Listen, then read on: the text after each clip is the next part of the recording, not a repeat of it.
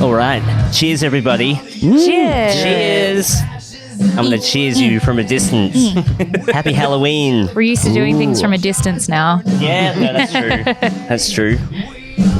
This song brings back memories. The actual year 2000. Yeah. Yeah. I remember the year 2000. Y2K, all that shit. Remember the millennium bug? Do you remember the millennium bug craze? I was a bit young. We literally thought planes were going to fall out of the sky. Mm-hmm. Banks were going to collapse, yeah. all that.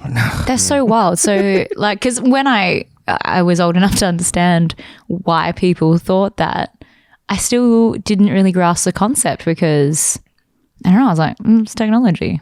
Like, it didn't surprise me. Yeah. But what was the thought process then?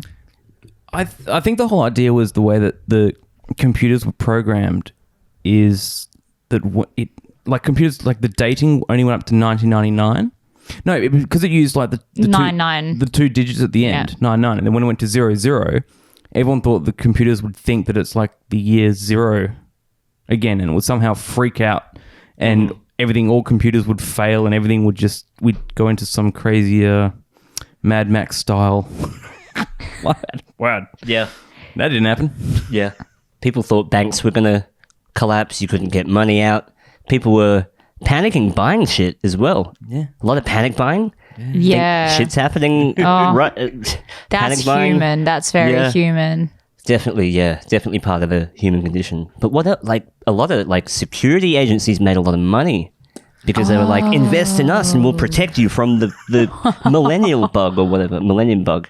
But nothing happened. I mean, nothing happened. The irony that in fear of something crashing, the people crashed. Yeah, exactly.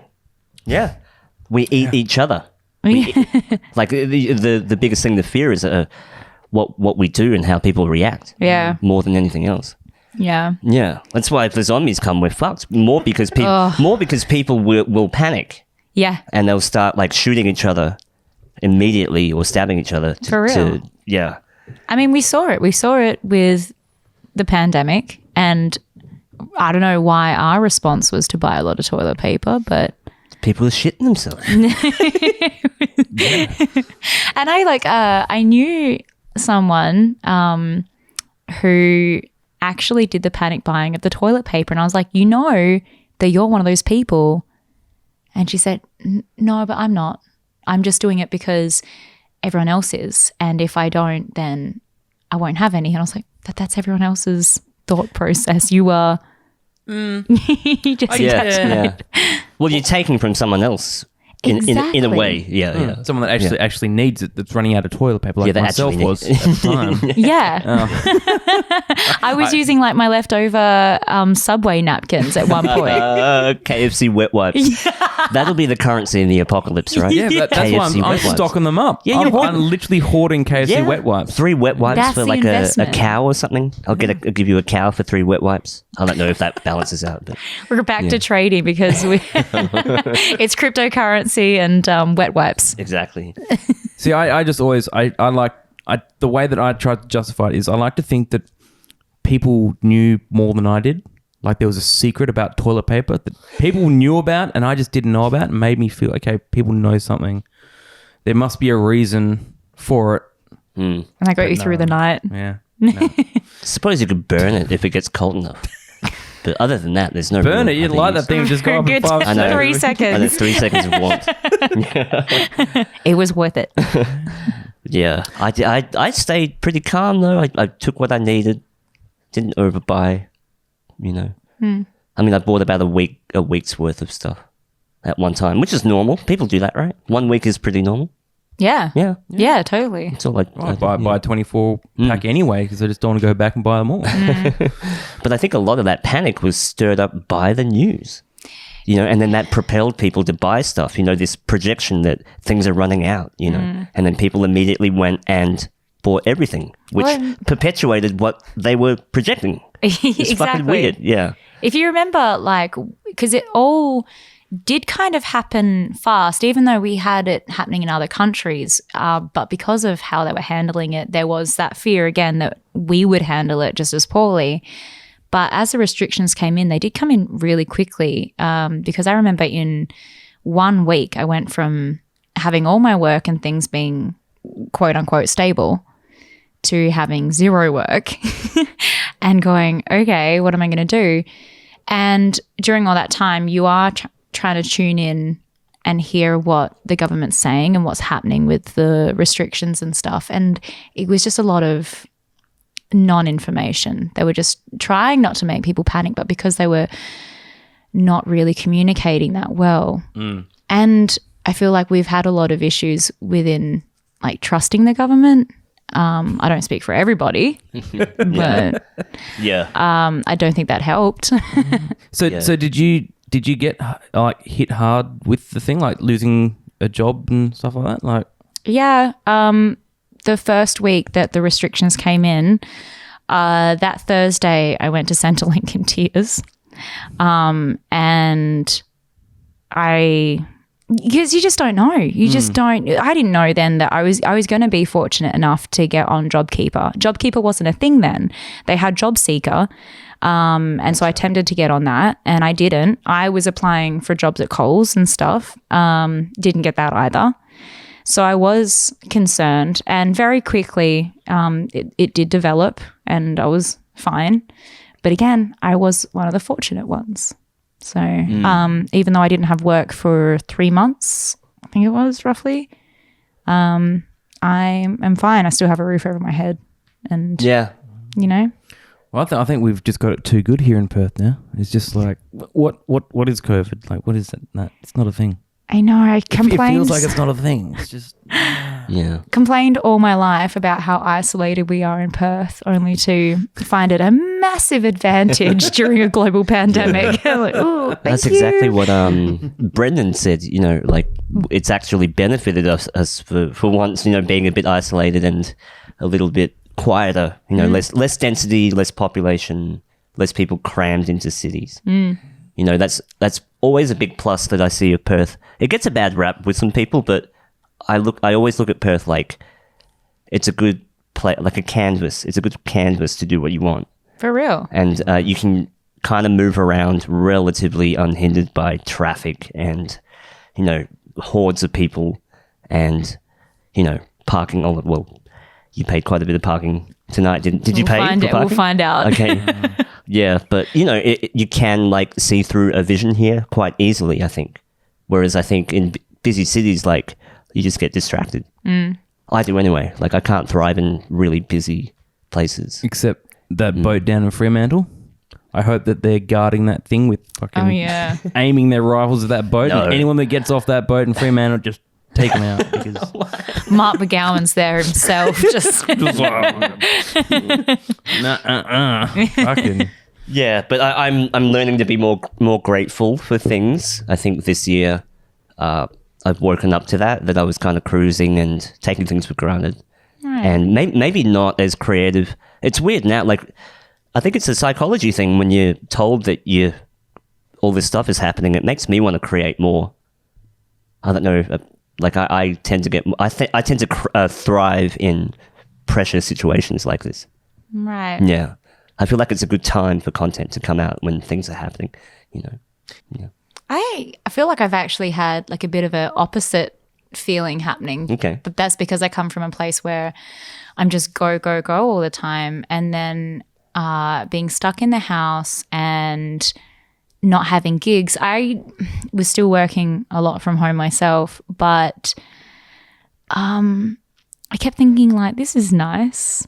Like doing less. I was doing other creative things, not music-based stuff, because that felt like work. And I was like, this feels like a break right now. So I'm going to paint and do whatever else. And I really wanted to apply that coming out of restrictions, and I have not. Yeah. It feels very normal again, very stressful again. Someone told me that this year everyone gets a free pass. So everything we said we're going to set out to do, everything we aimed for, if it doesn't happen, it doesn't matter. Because this year we get a free pass. Try again next year. I'm not even counting my birth. I'm not even counting my birthday this year. Yeah, we're all a year younger now.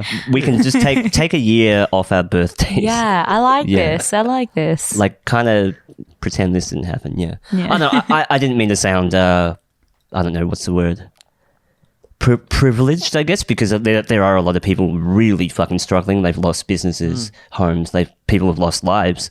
So it's a serious thing. But I think that's another Perth thing, that you tend to not really feel that other side, that other extremity, because it is quite calm here. You know. I think, yeah.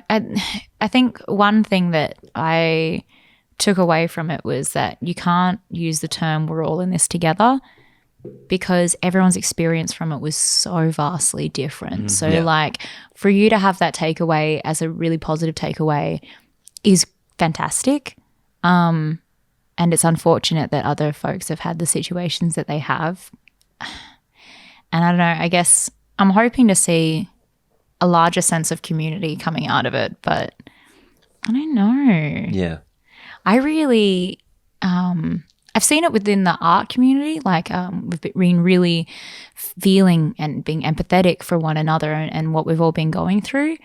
But outside of that, I'm not sure that I have really. I don't know whether you've had a similar experience. Like whether, yeah, I think because of our bubble, we feel the positives, but maybe out there people are more isolated and cold towards each other than ever. Yeah. Clinical, fearful, I guess. There's definitely tension. Like some nights we'll feel tension in the air.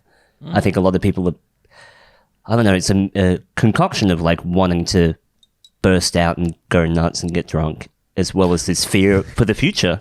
I think everyone's got that cocktail in them, and some nights have been very tense when we go out. Yeah, well, that's why. So I asked Daryl the other night. Like, I was trying to work out if I lack empathy.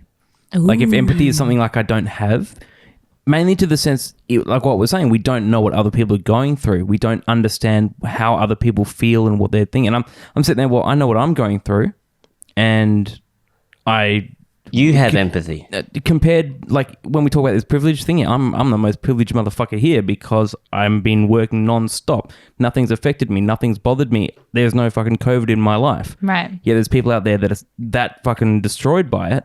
Mm-hmm. But what do I do about that? Like, that's not lacking empathy, though. You just have a different perspective to it. I think you do lack empathy. I just don't understand. I don't think you lack empathy. Yeah. I just lack brain cells. Yeah, like, I think that's it. You help people. You walk by people. When someone's suffering, you kind of go, "Ooh," and you suffer with them. That's empathy. I don't suffer with them. I'll try to help them not suffer. Yeah, but I won't suffer with them. Like, but you're driven by the feeling what they're feeling. Kind of you align with them, and you go, "Oh, that guy's suffering." Yeah, you feel that. So that's empathy. Okay. I don't think you're a sociopath. Maybe a bit. But. Empathy is such an interesting one because I've always called myself like really empathetic to the point that you can feel physical pain because of whatever someone else is going through. But from experience, I think that people who may think that they're less empathetic, I think that's still just a coping mechanism. It's just you've somehow learned that if I feel what that person's feeling, that hurts. I'm not going to do that. And you kind of like put up a bit of a guard. It's not that you don't care. It's just this coping mechanism. Could be. And there could be levels of that. It's not you are or you aren't. Balancing my empathy and my narcissism. Just, which one do I want today? Oh, give me some narcissism. I need a little. No, I listened. I became, is it the hypochondriac? The person that thinks they have all the diseases and stuff? Yeah. I was listening to another podcast where they're talking all about narcissism to the point where I'm like, I have narcissism. I'm narcissist. I must have it. I'm like, hang on a second. Let's just reassess. Well, you probably have everyone, I think, to an extent, has narcissistic tendencies. Yes, that's where but they're not a full-blown narcissist. That's where it went. I didn't get to hear the end of it later. I heard it later, but at the time. Yeah. I mean, we've all been there. We've all probably, I'd hate to say it, maybe some of us haven't, but probably manipulated people sometimes in our younger years. Yeah, for sure. In relationships, in jobs, in whatever, in social situations. But I think a narcissist, the signature is they do it all the time and they can't stop. You know what I mean? Like it's like an addiction for them and they don't feel that empathy. But no. I think everyone has tendencies towards it and have probably done something like that in the past. Yeah. I know I have, and it's horrible. Yeah. It's generally hard, like when you look back and you realize, like when you intentionally make someone feel bad you're like, damn. Well, that's the whole idea of that intention behind it. That's what I feel like I don't have. It's the intention behind it. But definitely, Yeah. Life is hard, man. Is that the Ghostbusters shirt? Yes. Why did I just notice that? And I was so stoked to find it at an op shop. Oh my goodness. Rifling through the men's shirt section pays off. I would totally wear that shirt. I know. That's awesome. You know, there's a new movie coming out. Yeah. Like like it's like 30 years later, Right. and it's like I think Venkman's grandson finds the ectomobile in New York City, and it's just at the old dusty original ectomobile. I saw the teaser for that. Looks very interesting. Yeah. I'm for sure going to watch it. Yeah. I like so you mentioned to me that you started reading The Shining. Yeah. I watched Dr. Sleep. Same. Actually, that's how I got here. Go on. I watched it over the period of 3 days. Oh. In the middle of the day with the lights on, because Daryl will say me and horror movies don't work so well. What? And the thing is, like, He's always scared. The Shining, like, I love The Shining, and I had this sort of idea, like, I kind of knew what was going to happen, and I knew what it was about. Right. And I always sort of put off watching Dr. Sleep, and I thought, okay, I have to watch this because it's Dr. Sleep. It's the continuing of The Shining. Yeah. And it took me kind of 3 days to watch it because I was kind of like, but it was good. It was good. It brought up, because of, I'm not going to spoil it, but it brought up some stuff from like the original movie. Yes. It's just it revisits the original. I thought you were going to say personal things. No. Okay. The personal demons, we'll leave them aside. No. I actually had not seen The Shining when I saw Dr. Sleep, and I was like, oh, cool, a new horror film. Just dived right into it.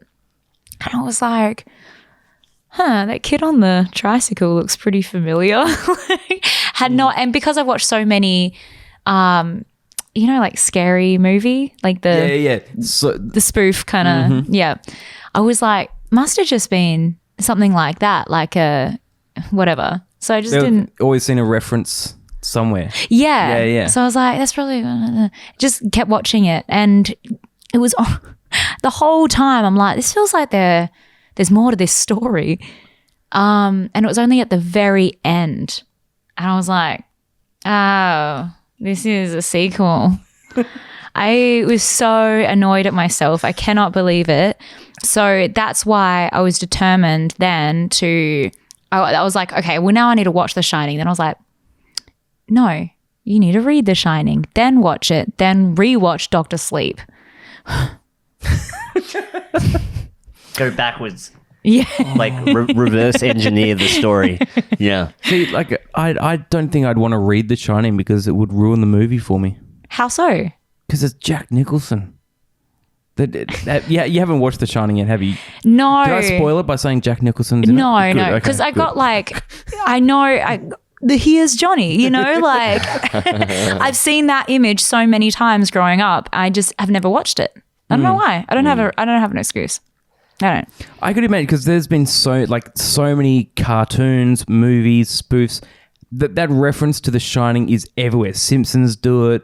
They do like a whole episode on The Shining. Like, and I want to, like, once you watch The Shining, please let me know what it is, like how you think about it, because knowing this sort of reference and seeing it in that context, I'd like to actually know that. I do know there was a lot of changes and some key changes as well, because I like watching those explained videos on YouTube for things, and I think I watched something about it because I was kind of curious what the timeline was and why they've just released it now and stuff like that. But yeah, there was a few changes, but it was something to do with Stephen King actually said something about how powerful it is to have a culture favor something over the original. So he'd originally written some things into it, but the public was just like, no, it'll be better as blah, blah, blah. And he's like, okay, that is now the story. I liked that. I liked that community element to it. He wasn't, no, this is the story and that's just an adaptation and that's what it is. I thought that was really nice. He's like, that's mine now. It's like organic. Yeah. It doesn't have to be set in stone and people can shape it, Yeah. Is that The Shining? Yeah. Isn't that part of the, believe it or not, that's part of a conspiracy theory, The Shining, about the Stanley. Wait, am I thinking of the right movie? Go on. Who directed The Shining? It was Stanley Kubrick. Stanley Kubrick, Was it? right? Was it? Yeah. There's a lot of Or like. did he write it? No, wait. No. Shining. He directed it. directed. There's some stuff about him encoding a lot of things within the movie. Well, to do with the moon landing. Because there's a lot of references to NASA and the Apollo missions in the movie. Oh. Yeah, there's. But Oh yeah. Because the kid's wearing the Apollo 11 T-shirt jumper. Exactly. No spoilers. yeah, No, that's fine. yeah. Sorry. Yeah, I won't spoil it. But I was going to say that because you're reading it first. Oh, sorry. I broke your toy. That always happens. That's what happens. It's okay. Can I move the You're so violent, Paige. Yeah. So violent. I'm a little bit tall. I'm like sitting in my chair like this. Yeah, you Alright. can move it up. Is that okay? I think we're good. What was I saying about The That's Shining? what happens when we talk about the moon landing. The moon landing and Everything crumbles. Apparently, Stanley Kubrick. I don't know. I saw something very controversial about it. They treated. Wait, I don't want to say anything because it might ruin it. There's literally Yeah. no spoilers. I feel like with iconic films like that, I know exactly what happened. Yeah. It's okay. It's okay. Apparently, Stanley Kubrick treated the female actress. What was her name? I don't remember her name, but I remember the actress. Yeah. He treated her like absolute shit in order to bring out like the character in her because she played that Like that almost sort of like abused literally type. had Right. kind of terrified her to bring the character out. She lost like half of her hair during that role, and there's a documentary on that, and you see like the behind the scenes. But it's a very powerful thing. But I hope that didn't wreck anything. But watch it anyway, and then watch the behind the scenes and see Yeah. how he really brought out the characters in them. He like basically treated everyone like he would purposely treat Jack Nicholson well, and then when he was speaking to the female actress, he would treat her like shit.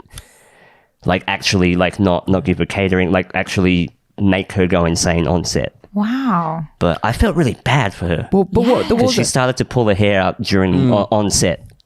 Yeah, Was it 70 something? The Shining. yeah, it was quite early. Really? Like I mean, like, Movie buffs are going to be screaming at the Yeah. moment, but I apologize. like I always like to imagine. It's hard to picture what the industry or what making movies, even making music and stuff, would have been like back in those times. Remember we watched that Alive Jimi Hendrix from 1970, and just this experience, this environment that just we'd never experience. We don't know what that is. It's magical. Yeah. Absolutely magical. Sorry, just to reiterate, it was Shelley Duvall Yes. was the actress. Yeah. But yeah. Anyway. What year was it made? Oh no. My thumbs can't go very fast. Fact checker. What year was it made? I'm sorry, it's coming. We can hear people screaming right now. 1980. 1980. Ah. 1980. Wow, I thought it was Technically earlier than that. November 13th. Maybe because the novel would have been out earlier. That's right. Yeah, it had already. Like it existed in the world. Yep. And it took off, yeah. But you're going to have a very interesting, what do you call it, take on it because you're reading it first, and everyone's always seen the movie first Yeah. for The Shining, I think. Well, in my experience. Yeah, I've always been really big on film because I'm like, how can a film not be better than the book? Because it has so many more elements, the whole a picture tells 1,000 words or whatever the whole saying is. But reading it, and I guess because King is such a good writer, I'm enjoying it so far. I'm still pretty early in, but also I've been wanting to read more. And I'm only reading Jodi Picoult at the moment, so I needed to change it up. Yeah. Okay. Have you read any other Stephen King novels? No. Yeah, So this is the first.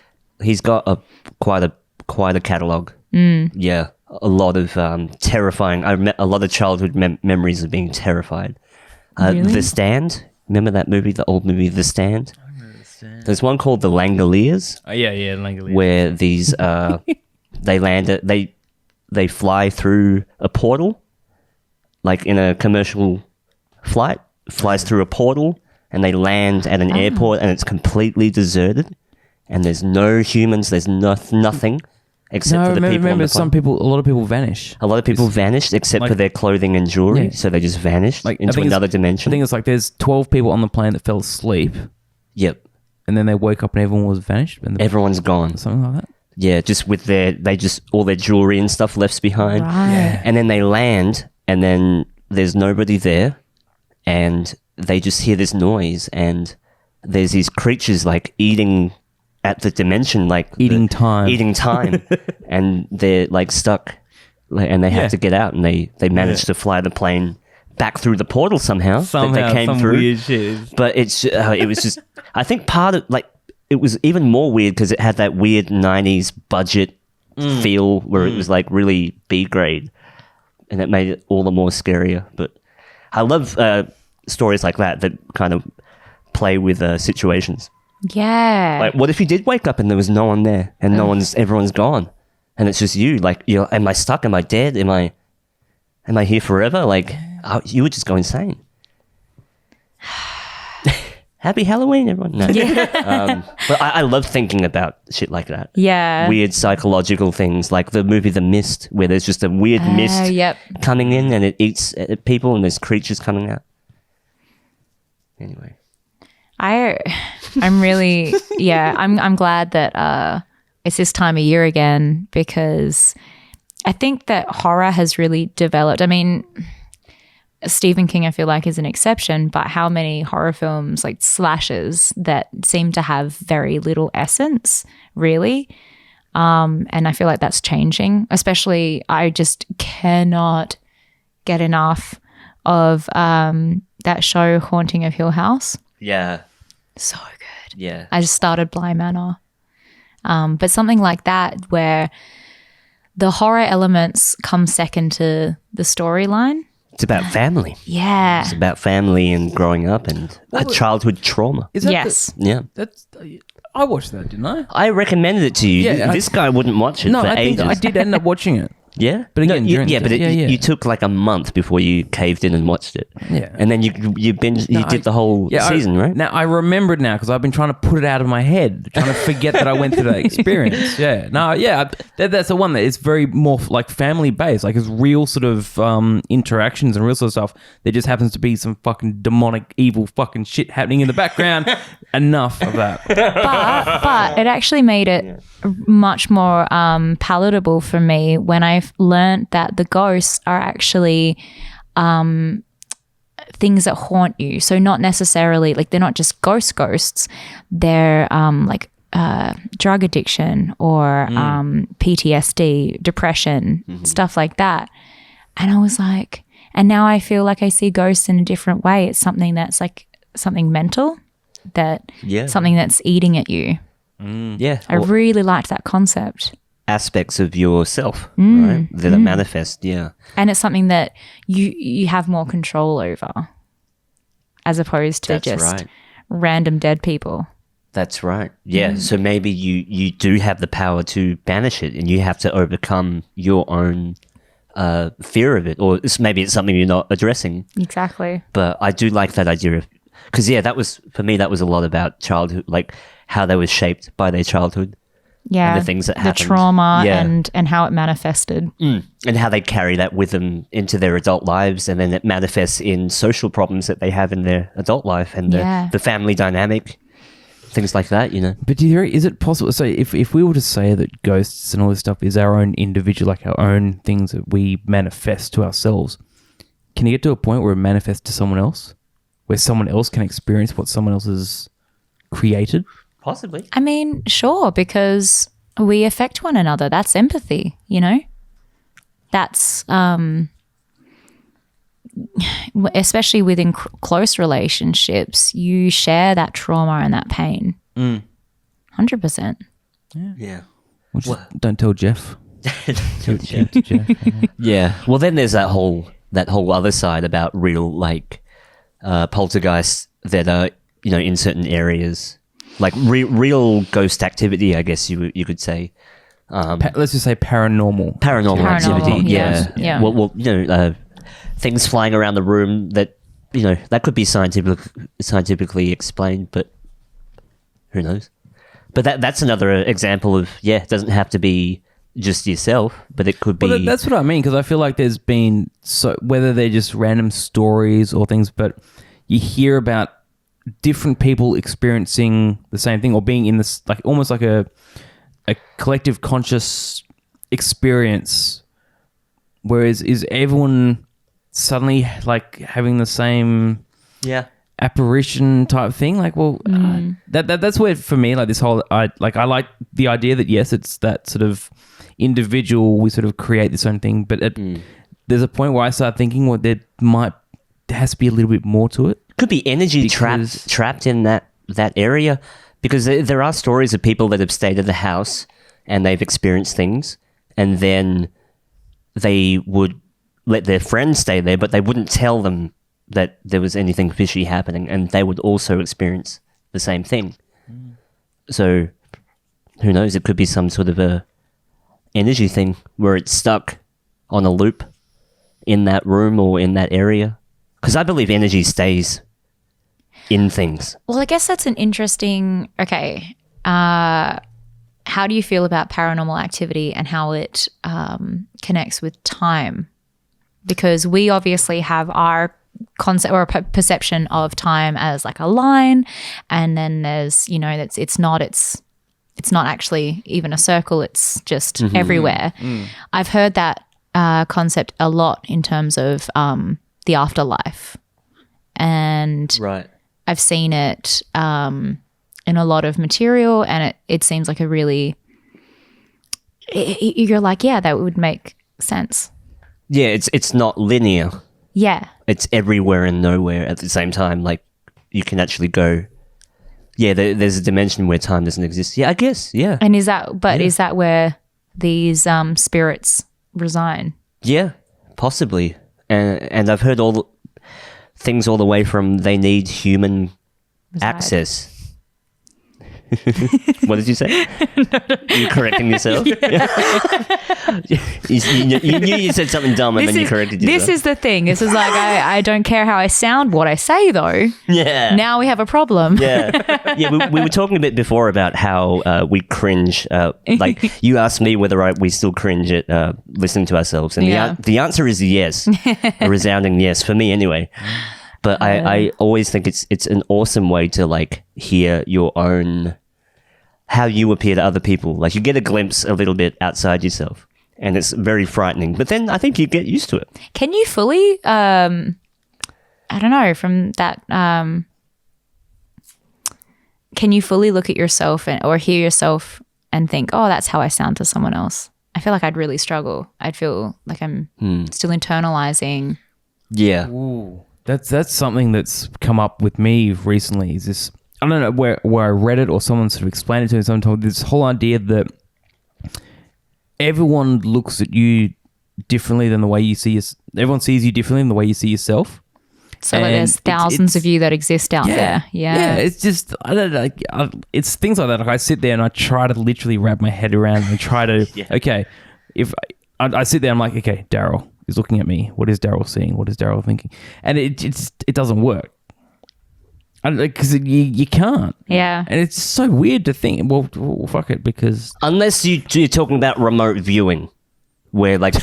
no, that's another paranormal thing where people can jack into another person's vision and I can see what you're seeing through possession. Oh, That- that's different. That's then- that's the shit you see in Insidious, where you can channel into someone's and see yourself from someone. That's in Insidious? Yeah, because you know how he astral projects into the dream world, and he like Yeah. they do some weird consciousness swap thing. But anyway, you're right. Yeah, because everyone sees you differently. Your family see you differently from your friends, and the people online certainly see you differently. Your 'Cause enemies. they only catch 10% of who you really are Yeah. online. Well, how is that then for So, okay. How's this then? You've already got like all the people that you meet are going to have a particular idea of who you are in their head. But then you have your online persona, which is still only a fragment of who you are. And then everybody takes away their own little bit from that as well. Like, what does that mean for someone's personality and identity to be, I don't know, like It's like fragmenting the fragment. like watered down? Yeah. Yeah. It's a diluted version of who you really Totally. are, or sometimes even just plain old incorrect. Like people make up conspiracies about people, but I've always thought, what if the conspiracy is that person's really normal? You know what I mean? Like, because we look at celebrities and go, oh, we come up with all this stuff, right, about who they are and what they might be up to. But what if the reality is they're really normal? Like when I saw Miley on Joe Rogan, like how many Illuminati conspiracies are there about Miley and stuff? And then you see her talk. Is it? Well, there is. Okay. I don't know what I'm looking at, but like this idea that musicians are part of some Right, cult and stuff like that, or they're mind controlled, this and that. But then you look at her on Joe Rogan, and it's like she's a normal person and has feelings and thoughts, and you're like, what if they're just really normal? Or what if that was an act? Yeah. Okay. See? You mean? Yeah. What if she was programmed to be a normal person? Yeah. Now it's just completely gone out the window. Yeah, but yeah, I think that's another condition of social media and stuff. People are only getting a very small version of who you are. But I feel, I don't know, with the podcast, it's probably more exposing for us because we literally project our thoughts out there. We don't know who's listening. Yeah. I mean, in a malicious way. If there was someone listening then, they'd be like, But I mean, like it's a very what do you call it, exposing thing to do, to sit here and talk, because eventually you will be yourself and you will start saying what you really think. and you make mistakes. Yeah, and you make mistakes, and but now we hold people to impeccable standards online. Yeah. There's a very witch hunt vibe online and stuff as well. Because we've had But- the ability to polish and clean everything before it gets put out there. The expectation is that you can do that, but then we're like, but that's not real. And Yeah. now we're trying to be real again. Yeah. Well, because I'm saying, you hear about those people that had a fake plane interior. Yes. Oh my Remember, God. that's what I'm talking about. This whole I idea forgot where about it's that. completely fake. I'm talking Okay. about Yeah. absolutely I know the fake. word. I know the word you're talking about. Staged. Yeah, well, that just sounds so Right.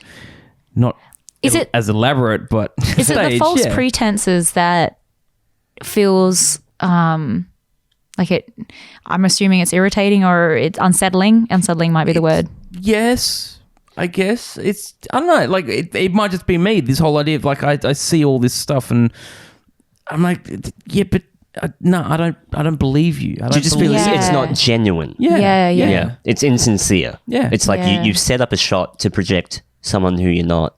But then you think, if it's making people happy, is it all right? Is it though? Yeah, Exactly, or exactly. is it just ruining people's idea of what success is? Being on a jet plane and shit. But what it makes me. I mean is, what does it mean for other people? So someone goes out and they take a photo of themselves on a fucking private jet and they got 1 million followers, all these likes, and then someone else looks at it and goes, "Oh, I suddenly feel bad because I don't have a private jet and stuff." The whole time, it's not even a real private jet. Yeah. It's like it's all fake. Like, This is, what is it creating for other people that see this stuff? but is it only the materialistic realm that feels disingenuine and wrong?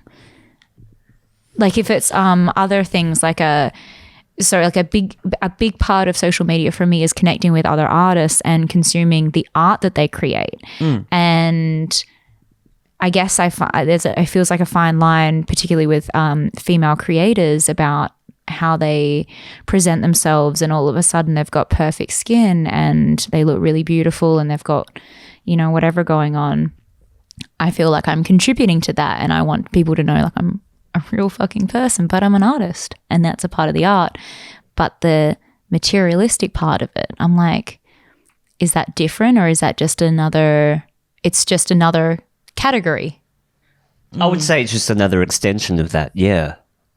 I think, but we all, like we were saying before, everyone's perception, we're all grabbing and fearing certain things from one post. You know, we all take something from something differently. Like for you, it's that, right? Yeah. But for the guys, it's probably that material fear of, I don't have enough money to get that jet. I just want a private jet. Is that hard? But no, it's also scary to see the lengths that people will go to maintain a illusion of who they are. I mean, or you could argue, well, is that an art form within itself? You are playing with personality. Yeah, where do you draw the line? Or, where do you draw the line? At which point does it become toxic? You know what I mean? Well, I mean, at the same time, you know, how many staged private jet photos do they need before they can afford to buy their own private jet? Like, they spent 10 grand on the set. It's like, you should have just bought a plane ticket on the private jet. Yeah. For real, today I met a influencer pug.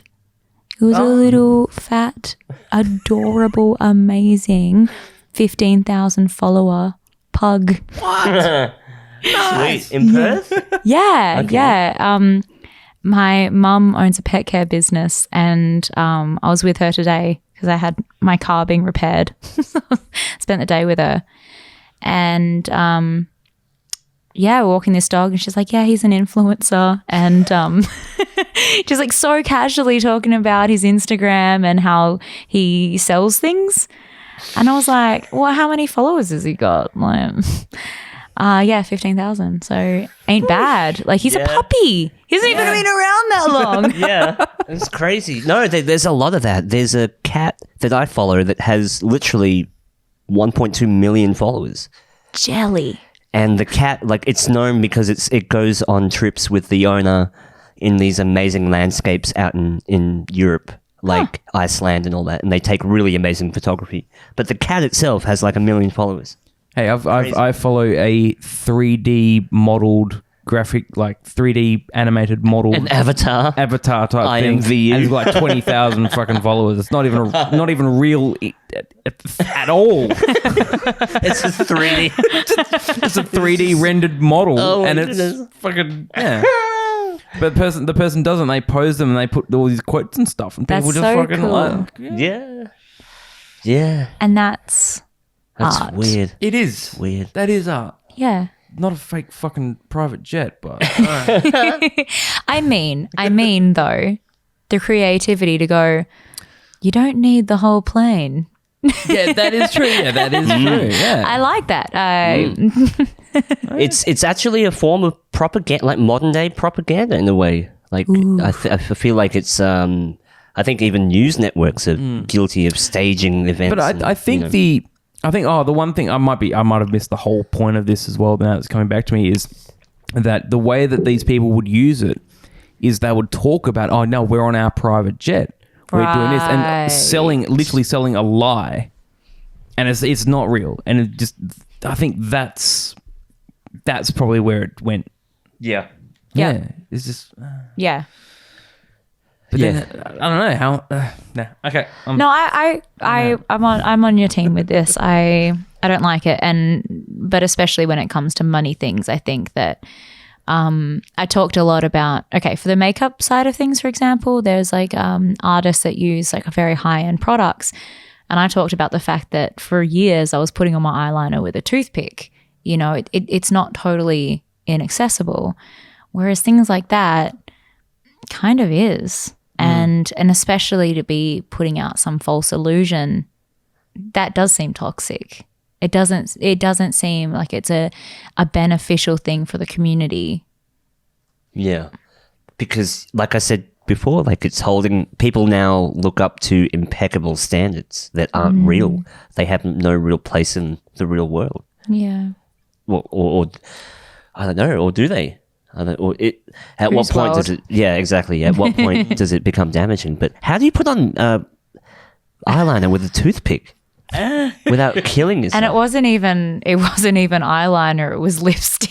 I've heard of liquid eyeliner. I used to be a guy. I used to wear all the makeup stuff in high school. I had the liquid eyeliner. I had the liquid back. eyeliner. I've still got it. Yeah, I used to paint my nails. That's probably still good.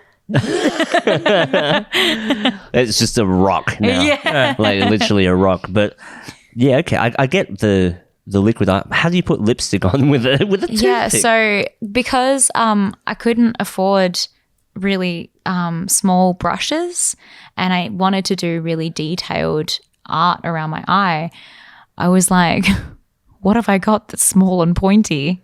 So toothpick.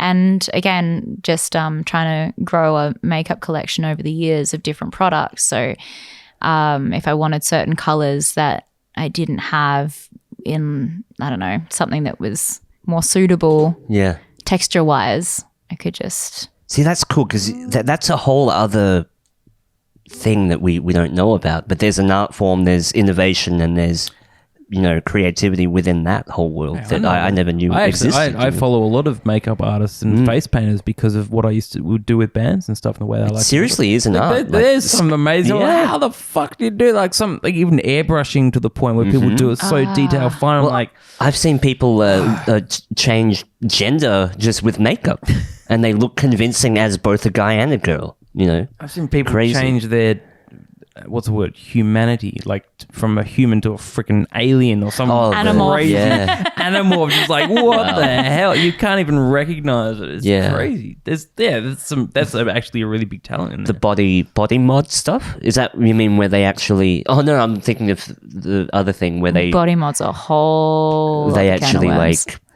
kind of get plastic surgery to look like a lizard or something. like that, And yeah. actuch like horns. and- is it seaweed or the sea urchin? What are those sea like it's like coral reef type thing, and then you have that implanted into your head, and it actually grows because the natural body stuff grows. Some dude got like mohawk done. They get some coral reef put in your brain, in your head. I didn't know that. And it grows, yeah. It's crazy. That's, you know what? That's scary. That's cool. That's cool and scary. But it's somehow something in the body, like it can grow. It's organic, so it would grow like a plant. Yeah, stick a fern in the side of your It's belly. a thing. Yeah. And you're looking at me like I'm crazy, like I had a crazy dream. No, it's a thing. Yeah, like implanted coral reef. I just am so annoyed that the last extreme body mod that I looked at was penis splitting, and this existed. This is what I could have been looking at instead of that. See that's empathy. Yeah. That's empathy right there. Yeah. No, because you thought about something and you felt the pain. Oh, yeah. Yeah, that whoa, wow. You don't whoa. I was thinking today, you don't even have to hit nuts really hard for it to hurt. Like you just have to graze it, and then it really hurts. I don't know why I thought of that, but it's Halloween podcast has got a wild turn. It's crazy. Like, what a weird, like, nature's defense mechanism. I don't know what it would be. Like, why does it hurt so much when you get hit in the nuts? Well, I imagine it'd be the same as being hit in the tit because it's like It doesn't hurt when you get hit in the doesn't tip. hurt, No, yeah. but this like resonates all through your body when you get hit in the nuts. There's something about those. if you want to drop someone, you don't need to know. Just hit him in the nuts. Just hit him in the nuts. Hit. Sack of bricks down. Yeah. But this is why I don't understand where that phrase came from, like grow a pair. Because you become so much more weak And vulnerable. with a pair. And vulnerable. Yeah. Whereas like the female genitalia, it takes a pounding. So it does, Literally. it doesn't hurt at all. Like if someone like punched it, it doesn't hurt Where? in the I think if you the coochie, the cooch. For a girl, mean- like, because there's nothing. There's nothing hanging out. Like, there's no external parts. It's just like a pubic bone, and then the thing. So there's nothing to really, there's nothing really vulnerable. But the guys have their actual things in a sack. We were on the outside. Yeah, external. Yeah, wow. It's just amazing how much. Yeah, you mentioned something just outside about getting your. I saw myself out. What is it? A medicinal marijuana license? Yeah. A medical. Yeah. Yeah, we don't really call it, like, it's not a license, is it? I just have a Prescription. A prescription. Yeah. Okay. I almost said subscription. Not long now.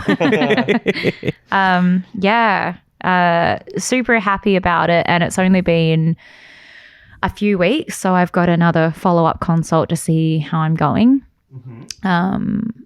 Tomorrow. Tomorrow. Yeah. Tomorrow morning, first thing in the morning. So do you mind talking a bit about how, well, you don't have to go too deep into it, but how you get one and what is it exactly that they prescribe? No, I'm actually really happy to. I've wanted to do a proper post talking about my experience with it, because I was just so grateful that a friend did the same, and that was the reason that I looked into it again, because when we first got the green light in Australia for it, I was like, okay, cool, this might be like something that's really good for me, because I'd already been reading about it for years, and particularly for me, like I have anxiety, depression, but also like really bad PMS and like really bad cramps and stuff that time of the month. So we have really limited options for all of those things. Like I've been in therapy for 10 years, and I've actively tried not to go on antidepressants because they affect you so much. And being on the pill, which makes your cramps, better, not as bad. That sent me into a depression. I had this fog that I didn't know I was in for 8 years of my life until I went off it. And yeah, so to think that I had another option. But I spoke to a couple of GPs, and I was like Googling it when it first came out, and it just looked impossible unless you needed to treat like a physical chronic illness. Why? It's okay. The chronicles of illness. It has to be serious and like chronic pain, or maybe. I thought you had to be dying of cancer to get No. Yeah. Well, that includes that, yeah. Palliative kind of care. Terminal illness type stuff, or as a way to mitigate other things like chemo and if they're or other medications and stuff. Yeah, and so it felt like my conditions were far too mild to be considered, and that was the vibe that I got. So I just kind of gave up for a while. And then when a friend shared her experience and about how she finally got this prescription for issues that she has that are very similar to mine, I was like, I might have a chance. So this one particular company, Tetra Health, were really, really great. And I always get really bad anxiety going to GPs because I find it really difficult to explain what I'm going through and to seek the treatment that I need without feeling like I'm too extreme. I don't know what it is, but I'm always trying to downplay the amount of pain that I'm in and what I'm going through. And I always leave really disappointed. But for the first, and I do have to say that I do think that a lot of GPs, and at least the ones that I've seen, they treat you as like just another number.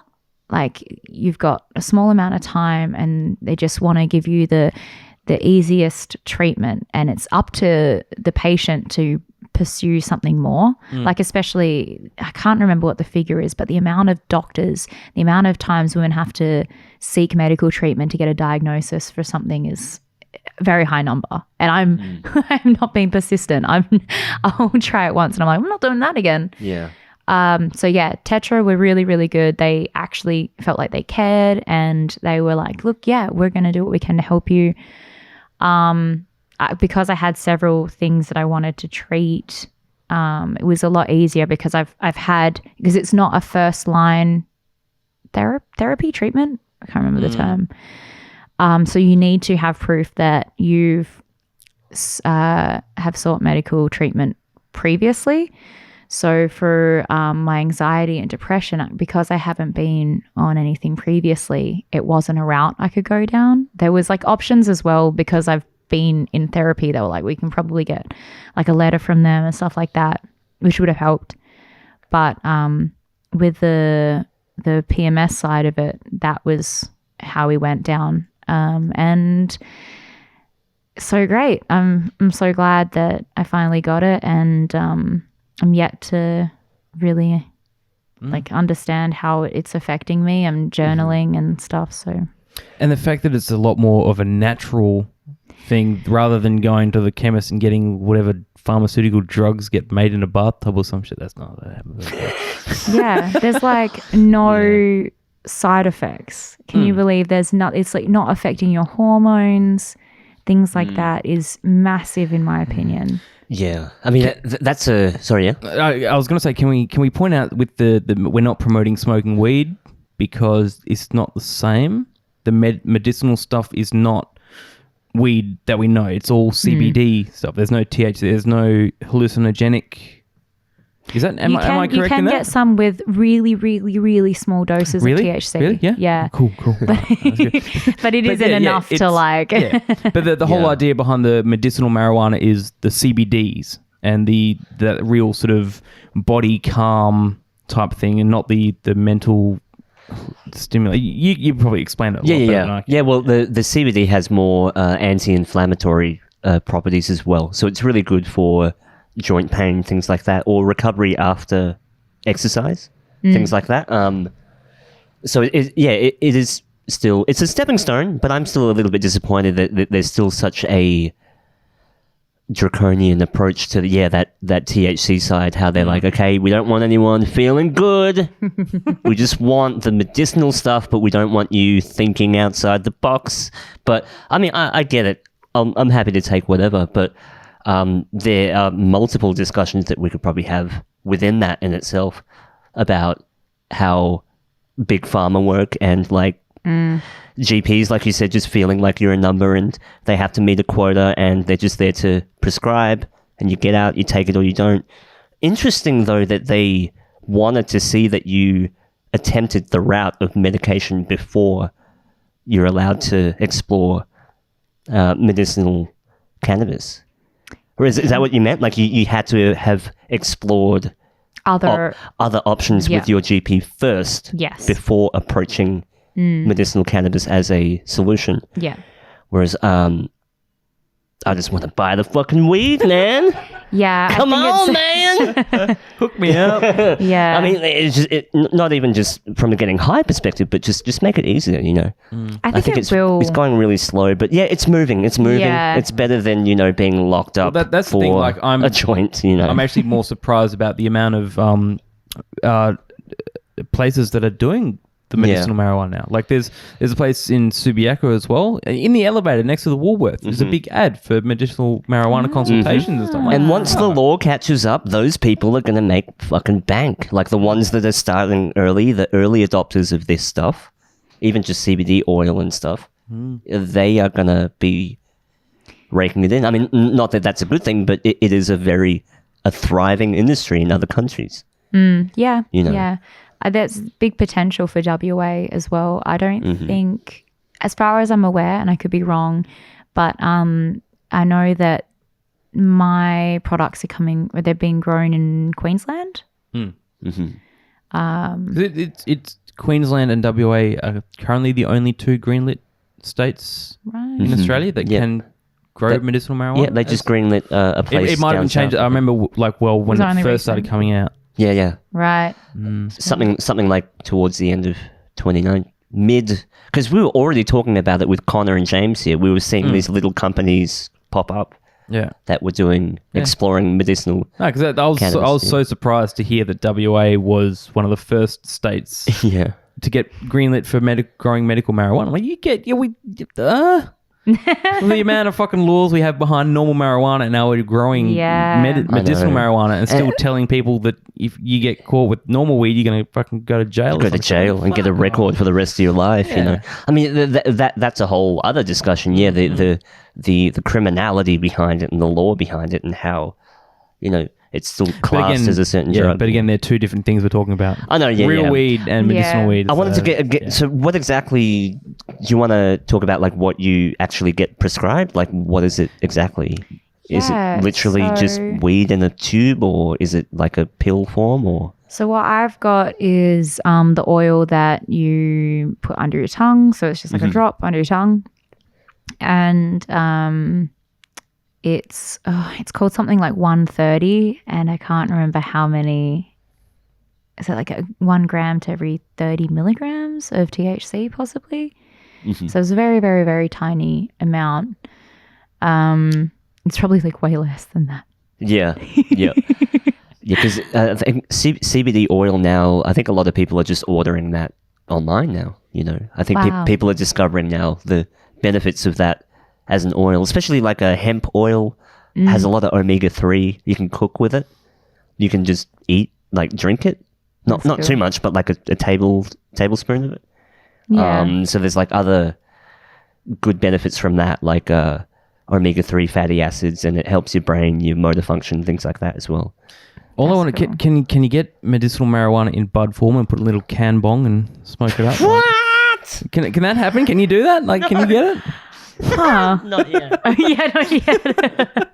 Not yet. They'll come up with something. That's what I'm more keen on. Like, I want to see like what's going on in Colorado kind of thing happening here. Well, America are really pioneering the edibles. Yeah. Like, that's where they're at. Like they have stuff there that would, you know, just the ideas that they have, you know, like the little gummy bears or like sodas, lollipops, sprays. Yeah. THC sprays. You know. It was Whoopi Goldberg and her granddaughter have actually got a company, and they do, I believe, they've got marijuana products, but they're to help women during that time of the month as well. And I can't remember if they do like the tampons that have it in it, or I do think they do the topical like lotions, so you can the topical lotions. Well, they have what do you call, you know, like adult oil like KY, but it's infused with CBD. What? Yeah. Why don't I know about this stuff? Like, like it just, I don't know why you would want to numb everything. Yeah. But just chill it out. It's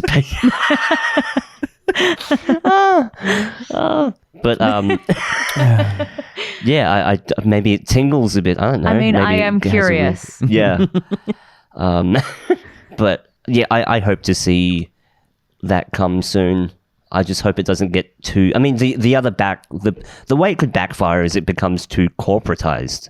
Oh, that's gonna happen. And then you have like government approved weed. Marlboro weed, and like all these brands get involved in. Yeah. But GMO weed. Right now it's like the boom. GMO weed, yeah.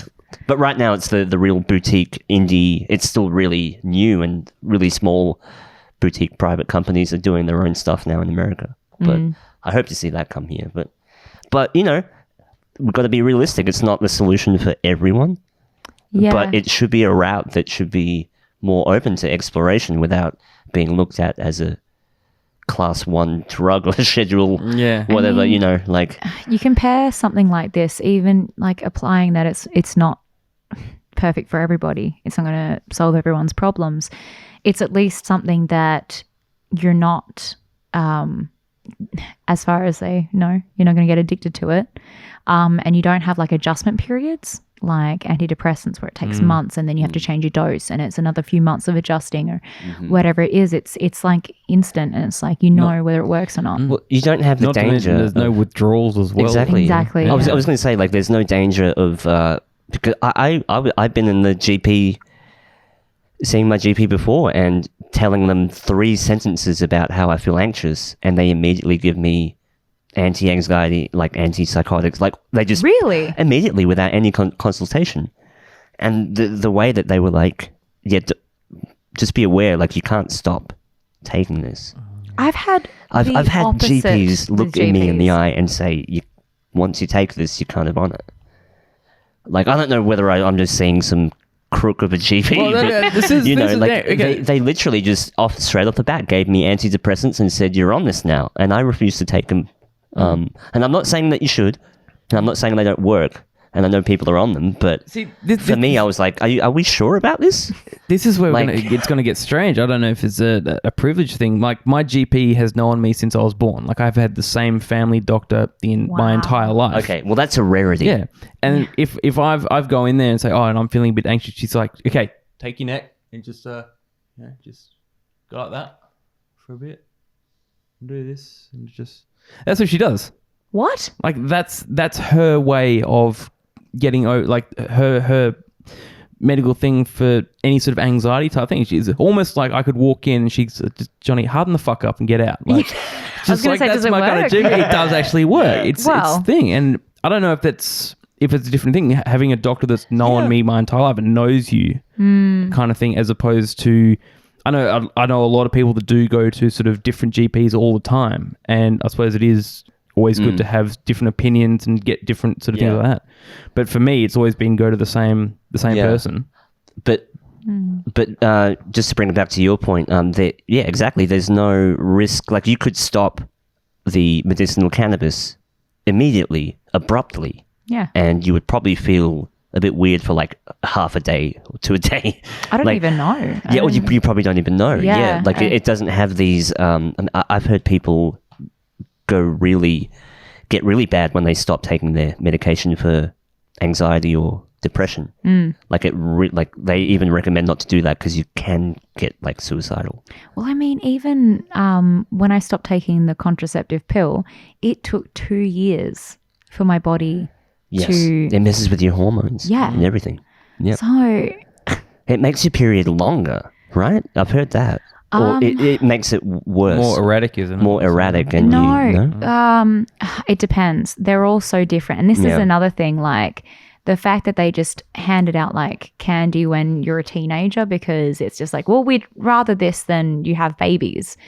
And I admittedly was like, yep, that seems like a... That's a fair trade. Yeah. And you're told all the things like, there's a higher chance of blood clots and depression and whatever it is. But as teenagers, the whole it can clear your skin, and you're regular. Great. But fuck, like, I think I am really upset that I was on the pill from a developmental age. I was 16 to be on it for 8 years. So I'm in my mid-20s going, I don't feel good. And I tried being sober. I had been in therapy for a really long time already. I was trying to be really healthy, or watching what I was eating, exercising, all those things. I was like, I still feel like shit.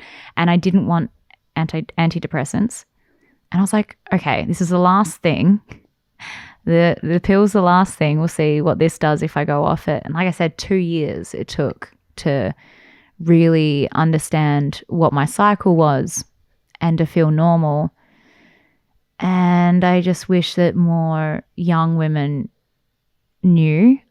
Speaking to women, I don't think that it does affect everyone the same. Some don't have the option. It has very... I think I want to, make a note that it is also about the long-term effects, right? It's the fact that you've stayed on it for so long, as well, I think. Yeah.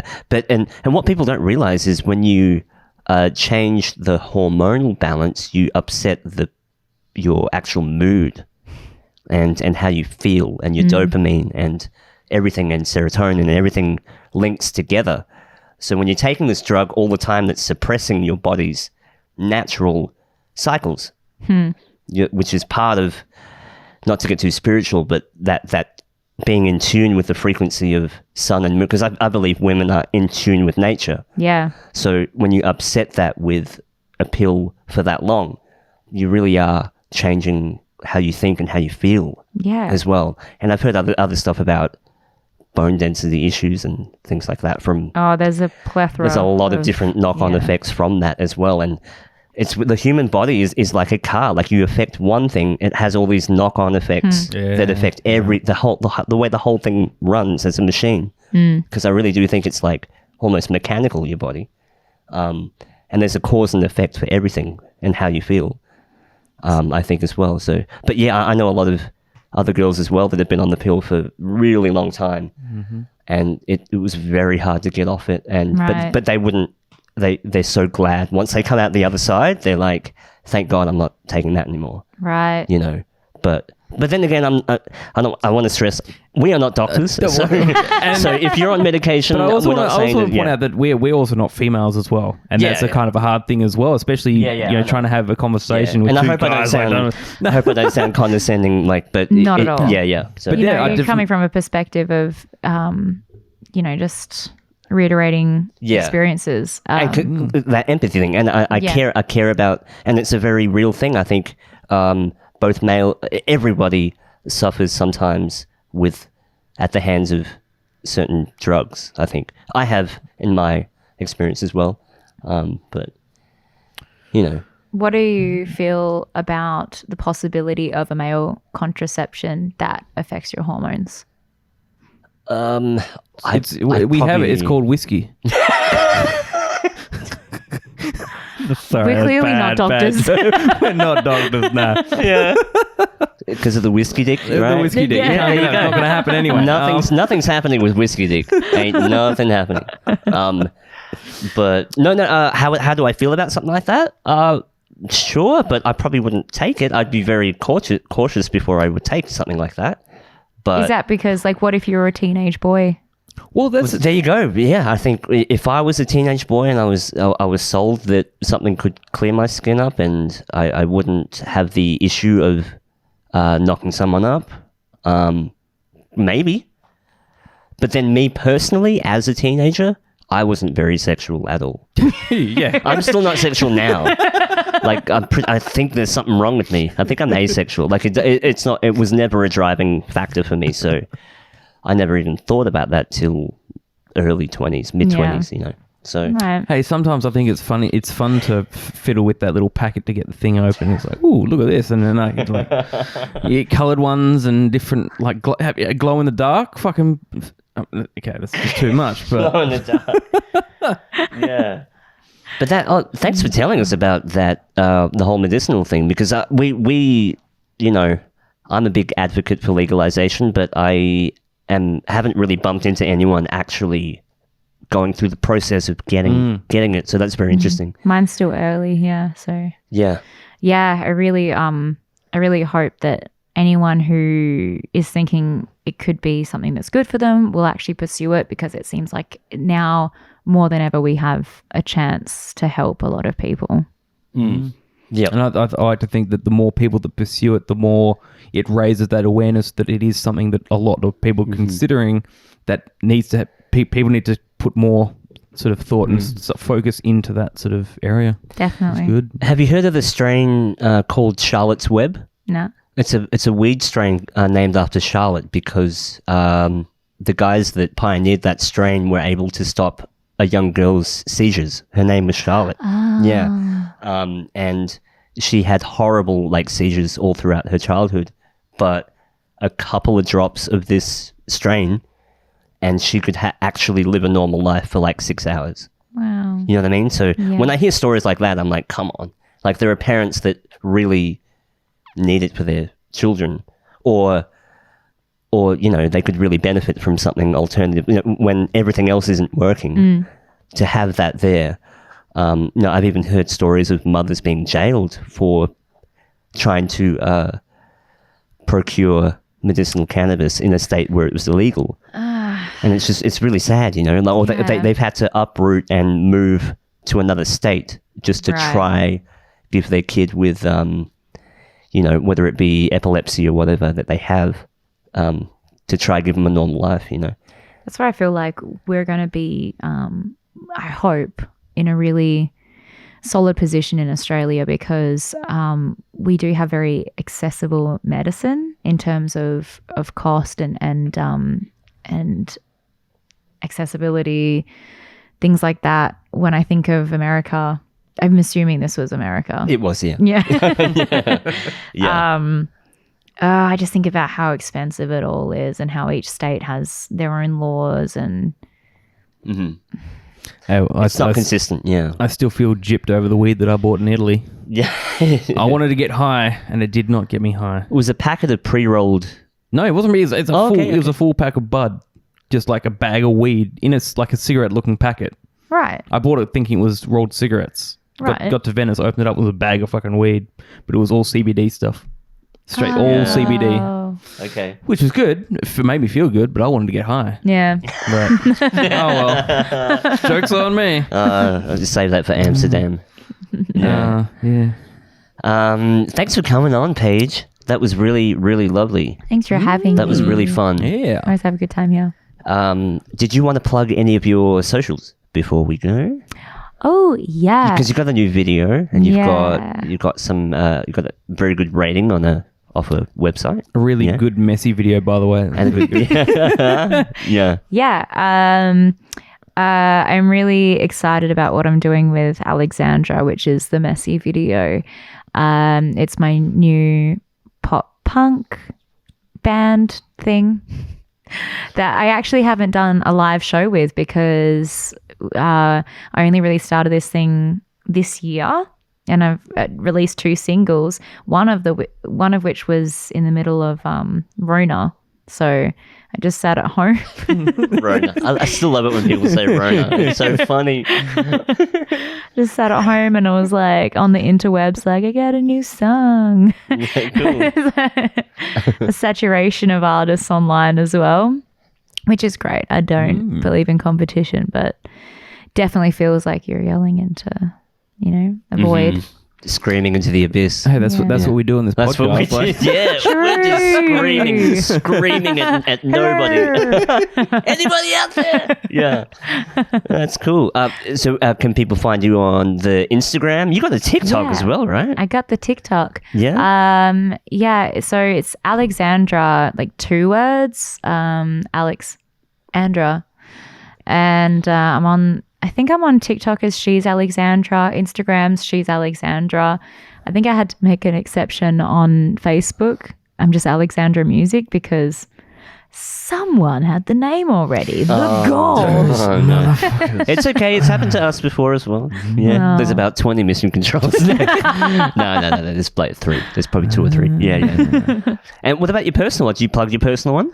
Yeah. I mean, like we were talking about earlier, my personal ones like my modeling, makeup, art kind of fashion one.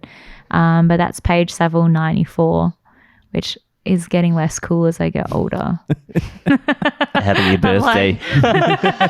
Everybody knows your birthday. Yeah. Yeah. I was like, why did I think this was a good idea? Yeah, it's like when you got MySpaces with all the X's and underscores. Oh, remember? yeah. And you're like, oh my God, what was wrong with me? Hey, I'm still happy I got real name as Johnny.